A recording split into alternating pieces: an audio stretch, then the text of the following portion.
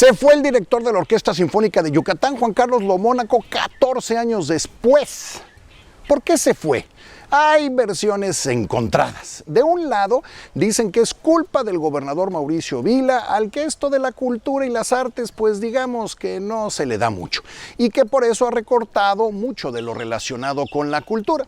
Del otro lado, según la otra versión, aseguran que Juan Carlos Lomónaco y Miguel Escobedo, director general del Fideicomiso, se habían convertido en dos soberbios que no aceptaban ninguna recomendación de absolutamente nadie, protegidos además por el patronato de la orquesta. La verdad parece que está en medio de estas dos versiones. Le adelanto la conclusión. 1. Como siempre, el gobierno es bueno para comunicar, malo para informar y peor para explicar.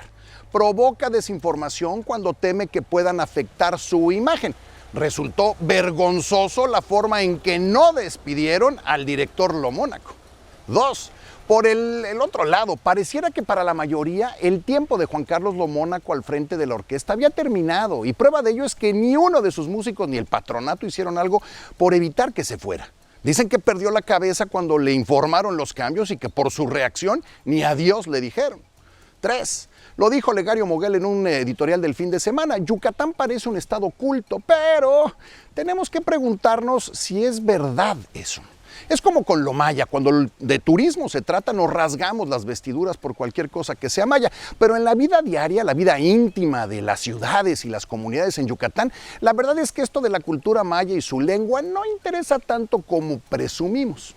Pero bueno, contextualicemos, por favor. La Orquesta Sinfónica depende casi totalmente del gobierno del estado y el presupuesto que le asigne, de eso depende, que en la administración actual se ha ido reduciendo de manera considerable. Juan Carlos Lomónaco, junto con los demás músicos, son empleados del gobierno estatal.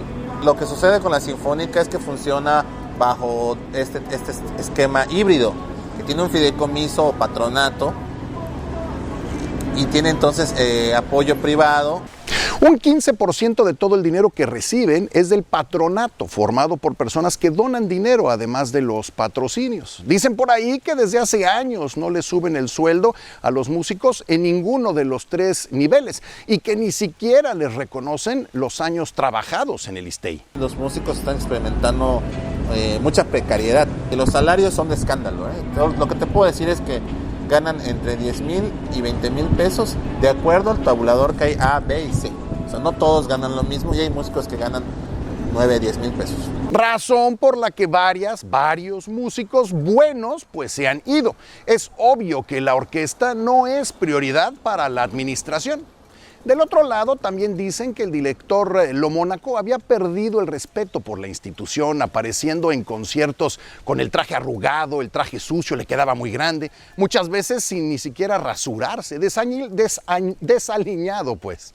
El sueldo de Lomónaco debía andar por ahí de los 65,000 pesos, razón por la cual dicen invitaba a directores de orquesta que le podían regresar el favor invitándolo a él a dirigir orquestas para así poder cobrar algo extra. En fin, el hecho es que este cambio de director de orquesta se hizo de una manera totalmente desordenada. Anuncia la Secretaría de Cultura y las Artes, a través de su secretaria Loreto Villanueva Trujillo, anuncian un nuevo comité para la Orquesta Sinfónica de Yucatán, que depende directamente del gobierno del estado. Este comité entra en directo conflicto con el patronato de la Orquesta Sinfónica de Yucatán, que se compone de estos mecenas que yo te platicaba anteriormente. Entonces, ¿por qué si ya existe un patronato, un fideicomiso, por qué existe ahora un comité? Bueno, eso fue el 7. Luego, el viernes 10 de marzo, la Secretaría de la Cultura envió un boletín en el que anuncia a José Areán como director interino de la orquesta, así, de la nada. En redes sociales informaron al mismo tiempo que se suspendían los conciertos de ese fin de semana y punto. En ninguno de los textos se habla de Juan Carlos Lomónaco, director de la orquesta.